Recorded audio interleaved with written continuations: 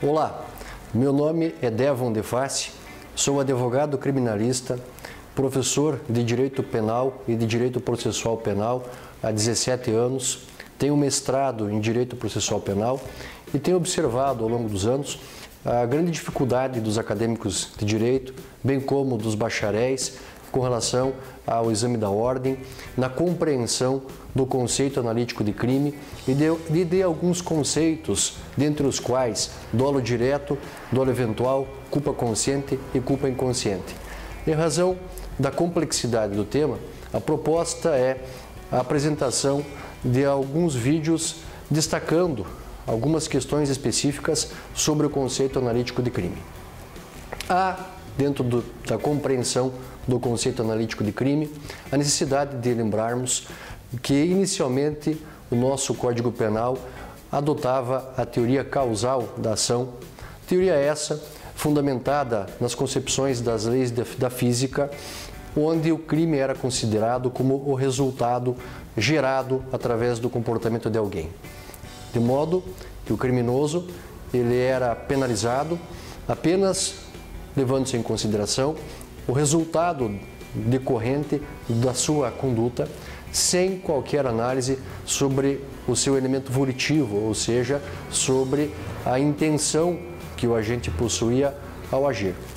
Em 1931, surgiu a teoria finalista da ação, criada por Hans Welsel, que veio a propor uma nova visão acerca do crime.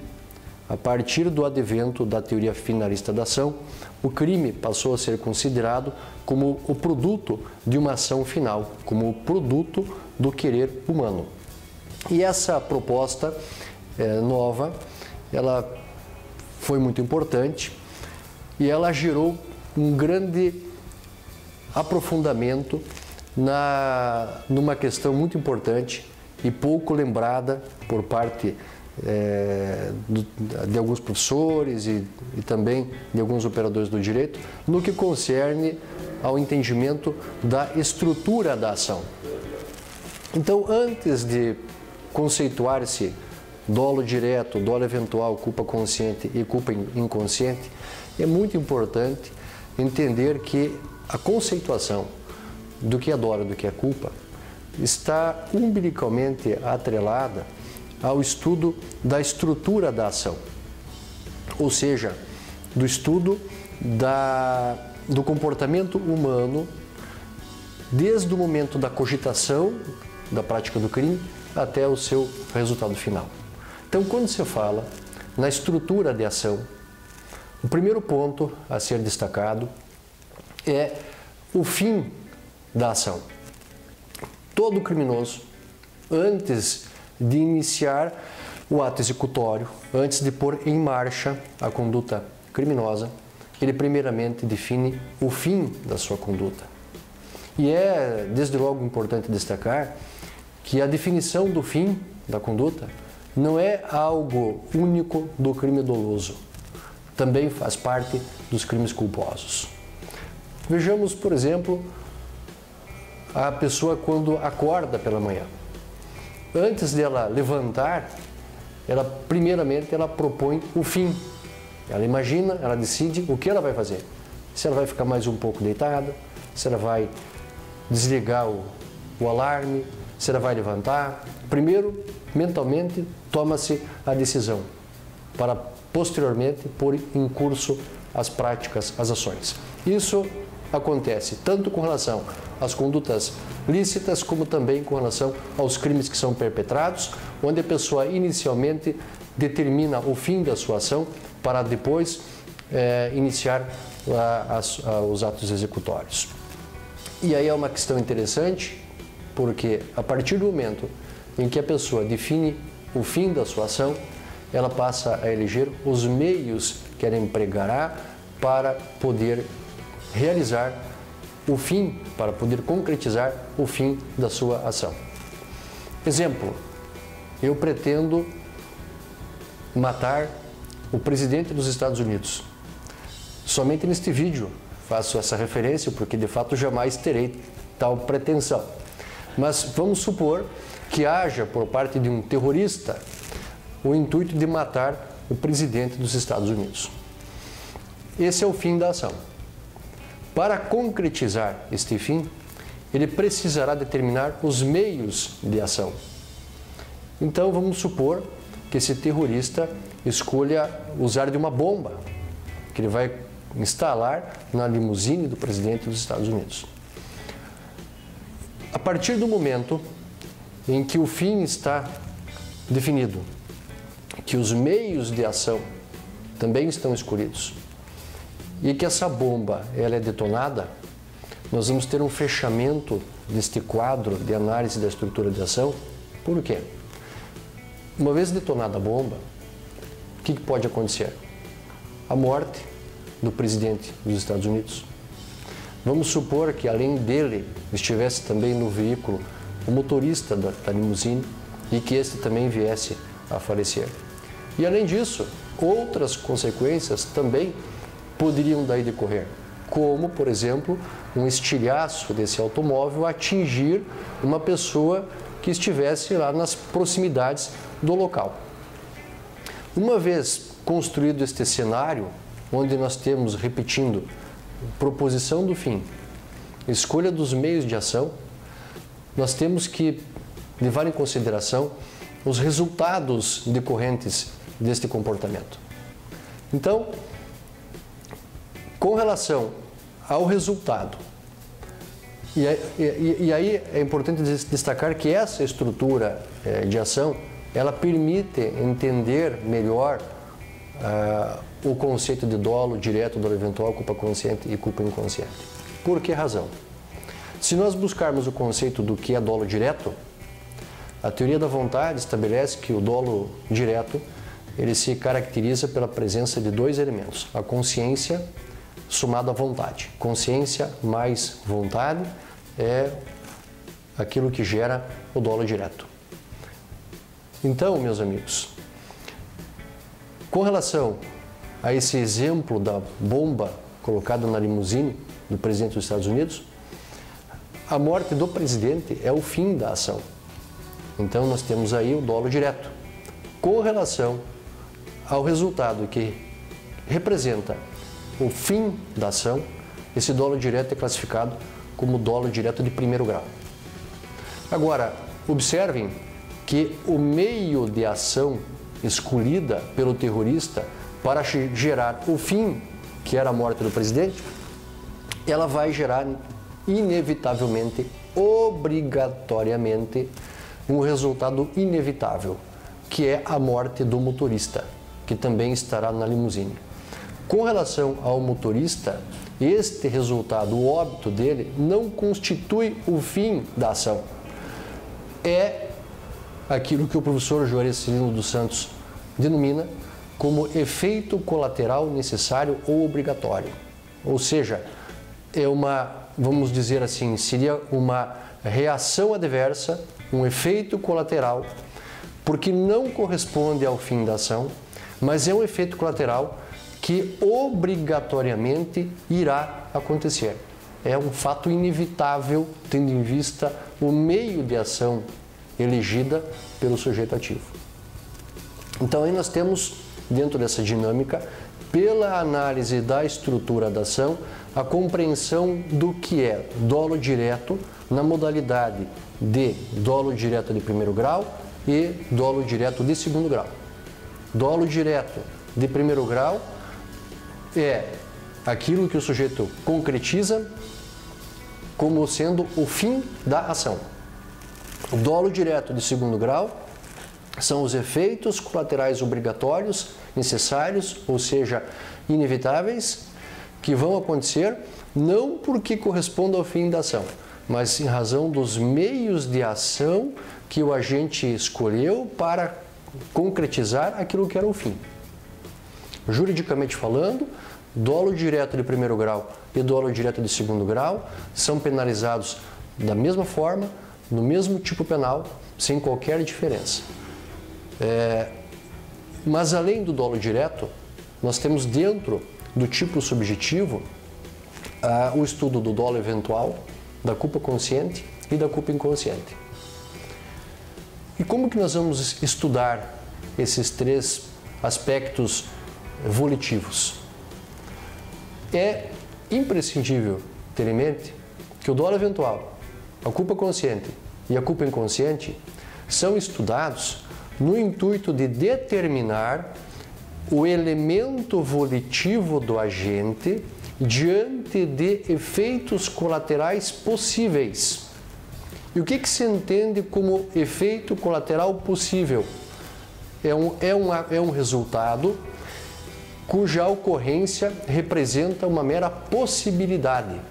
Se nós retornarmos ao exemplo da bomba colocada na limusine do presidente dos Estados Unidos, o que seria aí enquadrado como um resultado possível? A morte do presidente da República, obrigatório. Morte do motorista, também resultado obrigatório. Agora, um pedestre que estivesse nas proximidades ser atingido por um estilhaço desse carro, aí nós estamos falando do mundo da possibilidade. Porque depende do elemento sorte ou azar. Então, tudo aquilo que é resultado atribuído ao mundo do possível e não do obrigatório, a depender de elemento sorte ou azar, é dentro disso que nós vamos verificar se a pessoa agiu com dolo eventual, culpa consciente ou culpa inconsciente. E aí nós vamos nos deparar com inúmeras teorias objetivando estabelecer a diferença, principalmente, do dolo eventual com relação à culpa consciente. E aí formam-se dois grandes grupos de teorias.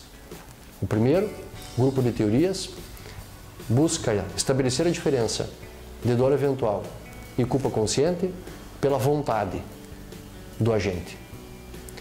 É uma análise onde busca-se saber se o sujeito consentiu ou não com o efeito colateral possível que previu, se mostrou-se indiferente ou não, se ativou contra fatores de evitação de resultado, onde, por essas teorias que nós vamos abordar já na sequência, nós vamos conseguir identificar no elemento volitivo do agente se ele agiu com dolo eventual ou com culpa consciente. Agora, além deste grupo de teorias que se fundamentam na vontade, nós temos outras teorias que tentam estabelecer a diferença entre dolo eventual e culpa consciente pela representação do agente, ou seja, pela previsão que o agente teve ou não acerca do efeito colateral possível. Então, dentro desse grupo nós vamos falar inicialmente das teorias fundamentadas na vontade. Vamos tratar primeiramente das teorias que buscam estabelecer a diferença entre dolo eventual e culpa consciente através do elemento vontade. Três são as teorias. Primeiro, a teoria do consentimento. Segundo, a teoria da indiferença ao bem jurídico. E terceiro, a teoria de ativação de contrafatores impeditivos do resultado. A primeira delas, a teoria do consentimento, conceitua dolo eventual como sendo formado por dois elementos. O primeiro elemento do dolo eventual, a previsão do efeito colateral possível, e o segundo elemento, o consentimento manifestado pelo agente. Enquanto que, na culpa consciente, há, por parte do agente, como primeiro elemento, a previsão do efeito colateral possível, somado a um não consentimento. Então, age em dolo eventual a pessoa que prevê a possibilidade de um resultado e mesmo assim põe em marcha a sua conduta consentindo com a ocorrência. Vamos exemplificar. Motorista atrasado para um compromisso, percebe o semáforo com luz vermelha, sinalizando ordem de parada e resolve avançar, sem a paralisação do veículo, vindo a colidir com outro veículo e eventualmente a ferir ou matar alguém. Esse motorista, ao agir desta forma, se ele previu a possibilidade do resultado, ele está, através deste elemento subjetivo, compondo o primeiro elemento estrutural do dolo eventual, que é a previsão do efeito colateral possível. Se, além disso, ele consentir com o resultado, ou seja, se ele subjetivamente mostrar aprovação pelo efeito colateral possível que ele previu, ele estará em dolo eventual. E com relação à culpa consciente, ela se configurará também pela previsão do efeito colateral possível, porém somado ao não consentimento. Seria, neste mesmo exemplo, o posicionamento volitivo do agente em prevendo que ao passar com o sinal vermelho pode se acidentar, ficar na expectativa de que não haja o acidente, não consentindo, torcendo para que não haja o sinistro.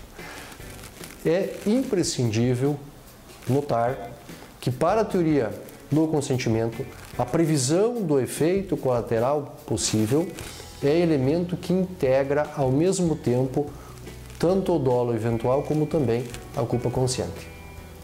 É muito importante, desde logo, destacar essa questão, porque posteriormente, quando nós formos falar sobre as teorias que estabelecem a diferença de dolo eventual para a culpa através da representação, através da previsão, essas teorias acabarão nos apresentando uma divisão do tipo subjetivo diversa, porque para elas a culpa consciente não existe, uma vez que a previsão do efeito colateral possível forma o dolo eventual e é elemento único do dolo eventual.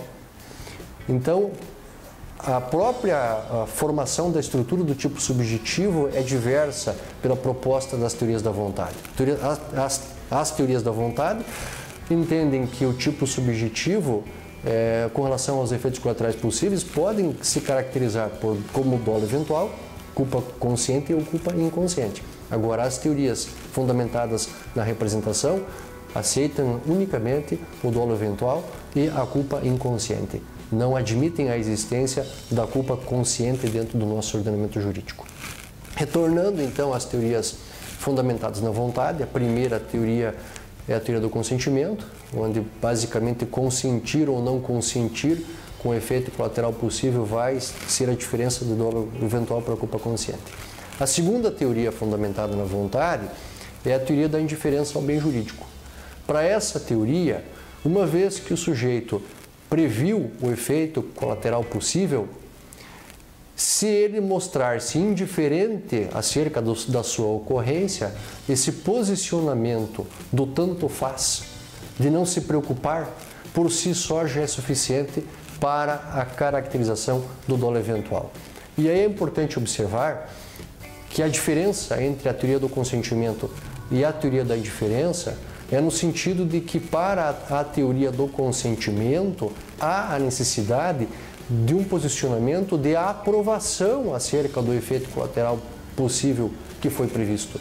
Enquanto que pela teoria da indiferença, o sujeito ativo não precisa chegar a tal ponto de aprovar. Basta que se posicione como indiferente.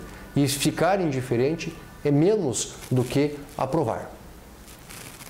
A última teoria fundamentada na vontade é a teoria de ativação de contrafatores impeditivos do resultado. Segundo essa teoria, age em dolo eventual o sujeito que, prevendo que a sua conduta pode gerar um efeito colateral possível, não adota cuidados que poderiam levá-lo a evitar aquilo que foi previsto. Enquanto que na culpa consciente, esta pessoa ela estaria prevendo a possibilidade de uma ocorrência, mas ativando contrafatores impeditivos do resultado. Exemplificando, o motorista está viajando em excesso de velocidade, sabendo que pelo excesso de velocidade ele pode se envolver num acidente. Se ele mentalmente posicionar-se de forma a imaginar condutas impeditivas daquilo que ele previu, ele está em culpa consciente. Exemplo, o sujeito pensa que o carro dele tem uma boa frenagem, que ele tem habilidade suficiente para desviar um veículo, que o ABS do veículo dele com controle de tração é muito eficiente, que ele vai evitar um mal maior. Então, se o cidadão ele cogita em alguma atitude que ele pode adotar para impedir o efeito colateral possível que ele previu, esta ativação mental de contrafatores posicionam ele numa culpa consciente.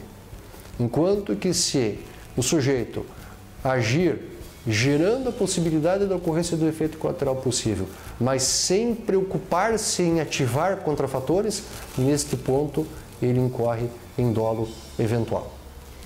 Eu quero destacar que ao longo dos anos tenho observado em vários acordos a utilização simultânea das três teorias, onde o Poder Judiciário vem, na análise do elemento volitivo do agente, a mesclar a utilização delas, dizendo, por exemplo, numa fundamentação de dolo eventual, que o sujeito previu o efeito colateral possível e também consentiu.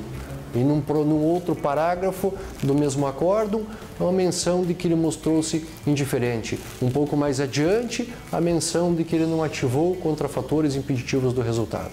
O fato é de que não há, hoje, no Código Penal, uma previsão expressa acerca de qual é a teoria a ser utilizada. Observa-se no dia a dia um emprego da teoria do consentimento preponderante com relação a essas outras duas teorias, porém não se pode afirmar, num caso em concreto, qual delas é que será aplicada, de forma que compete ao operador do direito o domínio de todos esses conceitos para determinar durante o processo o correto posicionamento da matéria jurídica a ser discutida.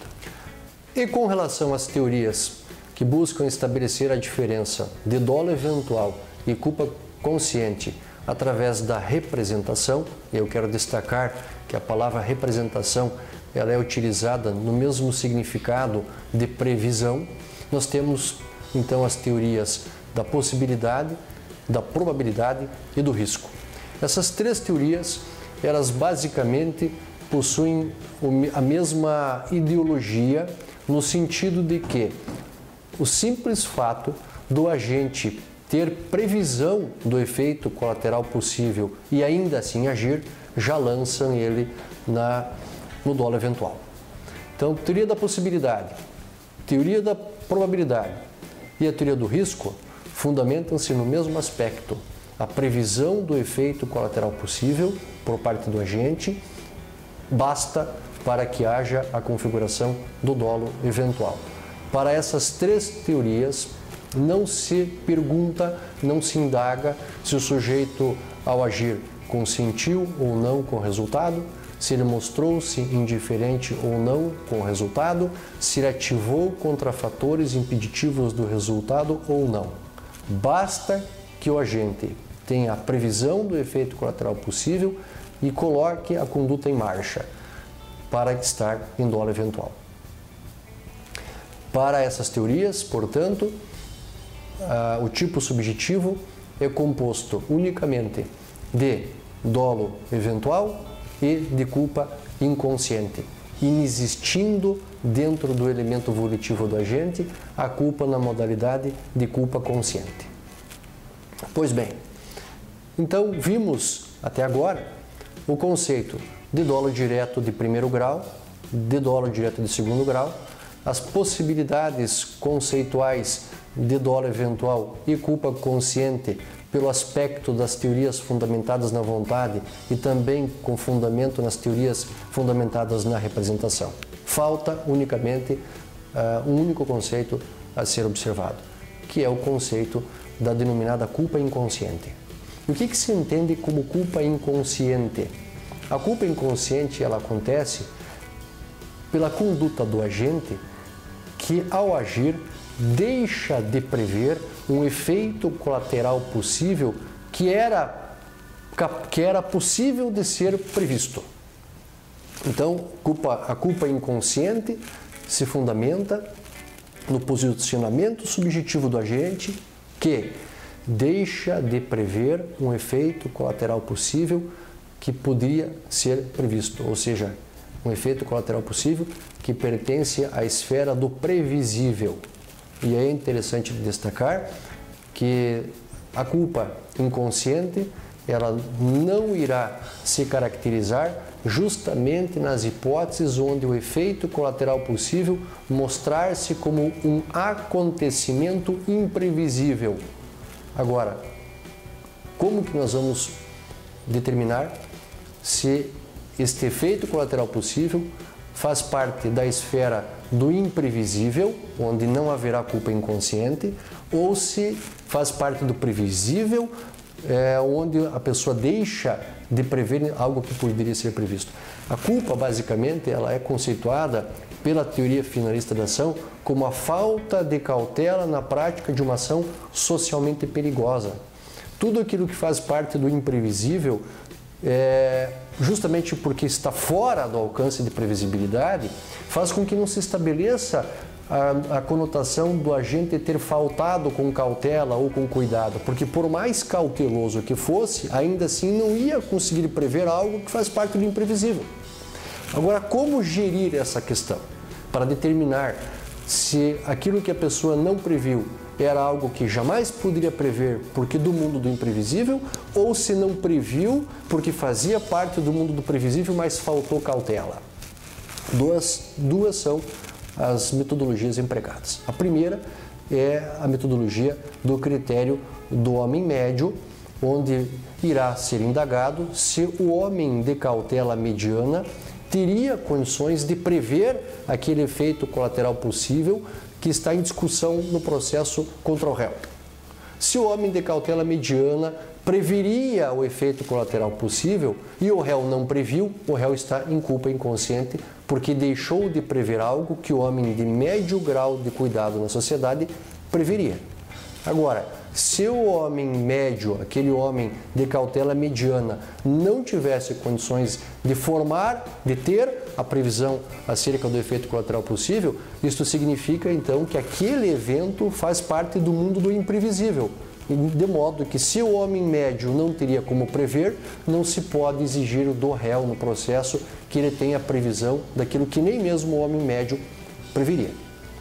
Então o critério do homem médio é uma possibilidade de solução dessa questão de saber se o efeito colateral possível faz parte da esfera do previsível ou não. Aquilo que o homem de cautela mediana prevê é previsível. Aquilo que o homem de cautela mediana não tem como prever faz parte do imprevisível.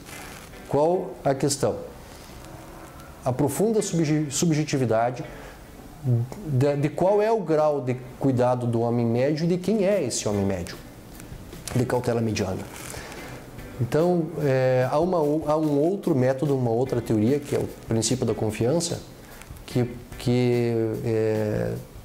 faz parte da ideologia da teoria finalista da ação, que busca estabelecer um rompimento com a ideia do critério do homem médio para sinalizar que, no julgamento dos processos, o que deve ser levado em consideração é a real possibilidade de previsão que o acusado tinha quando agiu, levando em conta as circunstâncias do fato e também as condições pessoais do agente, desvinculando ele das questões de homem médio, que é uma ficção jurídica de difícil solução e de difícil esclarecimento de quem é esse sujeito tido como homem médio.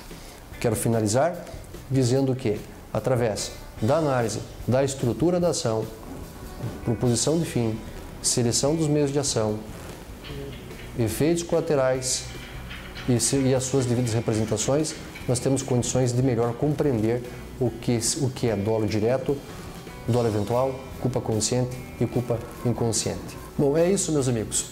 Agradeço a atenção de todos.